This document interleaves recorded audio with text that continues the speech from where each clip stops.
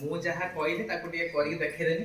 ଦେଖେଇ ସାରିଲା ପରେ ତାପରେ ସେମାନେ ଟିକେ ଫାଷ୍ଟ ଲାଜ କଲେ, ମାନେ ମୁଁ ଯାହା କଲି ସେମିତି ହସିଲେ ଆଉ କଲେ ନାହିଁ।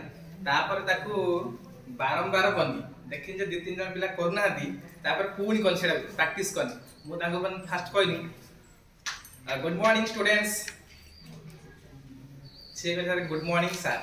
ତାଙ୍କୁ ମୁଁ କହିଲି ତମେ ମୁଁ ଯଦି ଗୁଡ୍ ମର୍ଣ୍ଣିଂ ଷ୍ଟୁଡେଣ୍ଟସ୍ କହିବି ତାହେଲେ ତମେ ମୋତେ ଗୁଡ୍ ମର୍ଣ୍ଣିଂ ସାର୍ କହିବ। ତାପରେ ମୁଁ ତମକୁ ପଚାରିବି ହାଉ ଆର୍ ୟୁ, ସେ କହିବେ ଆଇ ଏମ୍ ଫାଇନ୍। এইটা কম বারম্বার করি।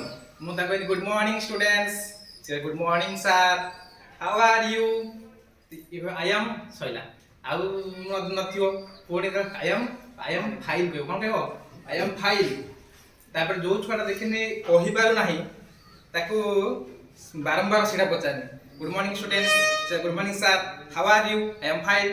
ସେ ବାରମ୍ବାର କଲା ପରେ ସେ ପୁରା ଅଭ୍ୟସ୍ତ ହେଇଗଲେ, ତାକୁ ବି ମଜା ଲାଗିଲା। ତାପରେ ମୁଁ ତାକୁ ଯୋଉଠି ପଚାରିଲି ସେ ସେଇଠି କହିଦେଲି, ମାନେ ସେ ସେଇଠି ପଚାରିଲି କହିଦେଲେ। ମାନେ ସବୁ ଛୁଆ ମାନେ ଯୋଉମାନେ ବି ଇଂଲିଶ କହିପାରିବେନି ସେମାନେ ବି ସେମାନେ କହିଦେଲେ। ତାପରେ ଯେତେବେଳେ ରାସ୍ତାରେ ଯାଉଛି good morning sir, good morning students, good morning sir, how are you, I am fine. ମାନେ ସମସ୍ତେ ଏମିତି କହିଲେ। ତାଙ୍କ ଭିତରେ ବି ନେକ୍ସଟ ଟାଇମ୍ ତାପରେ ଦିନ କଣ ନିଶ୍ଚୟ ମତେ ଡାକି ସାର୍ ଯିବିନି କି ଆମ କ୍ଲାସ, ମାନେ ହଁ ଯିବି। ତାପରେ ତ ଯାଇକି କହିଲି ଆଉ ଟିକେ ହାର୍ଡ ମାନେ ଯୋଉଟା କି ସେମାନେ କେବେ ତା ମାନେ ହିଁ ଜାଣିନାହାନ୍ତି, ସେ ବିଷୟରେ ସବୁ ଏଇଟା ଅଛି। ତାକୁ ମୁଁ ସେଟା କଲି, ପ୍ରଥମେ ତାକୁ ଛିଡା କରିଦେଲି। ମୁଁ ତମେ ପୁଅ ପିଲା ଛିଡା ହୁଅ, ଝିଅ ପିଲା ଛିଡା ହୁଅ। ତାପରେ ତମକୁ ମୁଁ ସେଇଟାକୁ ପଢିନି ଫାଷ୍ଟ। ଦେଖ ମୁଁ ପଢୁଛି ଆଉ ମୁଁ ତମକୁ ଯାହା କହୁଛି ତମେ ସେଇଆ କରିବ। ତାପରେ ମୁଁ ଏଟାକୁ ପଢିନି, ପଢିଲା ପରେ ସେ ସେଟାକୁ ଫାଷ୍ଟ ଗଲେ, ଗଲା ପରେ ତାଙ୍କୁ ଲାଜ ଲାଗିଲା, କୋଉଠି ଲାଜ ଲାଗିଲା କହିଲେ ବସିକି ସେ କେମିତି ହେଲା ପିକ୍ ଆଉଟ୍ ଦ ଷ୍ଟିକ୍ସ, ପିକ୍ ଆଉଟ୍ ଦ ଷ୍ଟିକ୍ସ ସେଟା ହେଇଛି ନା, ସେ ଜିନିଷଟାକୁ ଉଠେଇଲେ କିନ୍ତୁ ଆଉ କଣ କିଛି କଲେ ନାହିଁ।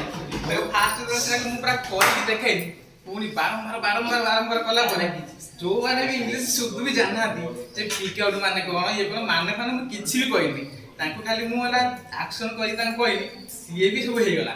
ସେ ଯୋଉ ପୁଅ ପିଲାଟେ ବି କରିଦେଲେ, ଝିଅ ପିଲାଟେ ବି କରିଦେଲେ। ତ ମତେ ଭାରି ଖୁସି ଲାଗିଲା। ତାପରେ କହିଲେ ସାର୍ କାଲିକି ଆସିବେ ନା? ମୁଁ କହିଲି ହଁ ମୁଁ ଆସିବି।